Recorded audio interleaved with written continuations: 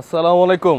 ওর যে গেরা উঠছে, ওরে যদি নতুন করে বিয়ে না দেন তাহলে এটা থামবে না, কোনোভাবেই সম্ভব না। ওই 80 বছরের জামাই মরে গেল কিছু না করতে পারে, এখন পুরা উতলা হয়ে গেছে, ও পাগল হয়ে গেছে, ও যা তা করতেছে। ভাবছিলাম যে না, এবার মনে হয় একটু ভালো হবে, কিন্তু না, ও ও মরার আগ পর্যন্ত ভালো হবে না।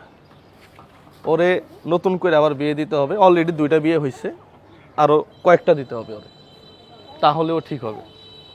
মানে একটা মানুষের ন্যূনতম একটা সেন্সটুকু তো থাকা উচিত নাকি?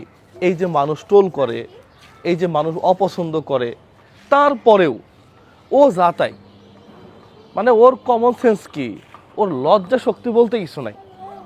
দেখেন, ছোট কাপড়ই মানুষের বেহায়াপানা, অভদ্র বিষয়টা তা না। ছোট কাপড়ের পাশাপাশি ও যে অঙ্গভঙ্গি করে, মুখের যে ঢং, মুখের যে ভাষা, সত্যি এর একটা বিচার হওয়া উচিত। এত কিছু বয়কট করি আমরা, এরে বয়কট করতে পারি না? ওর কাছ থেকে কাপড় কে কিনে? ওর কাছ থেকে কাপড় কিনে ওই বেহায়াপানা লোকেরাই। সত্য কথা, ওরে বয়কট করার জন্য এই ভিডিওটা শেয়ার করেন।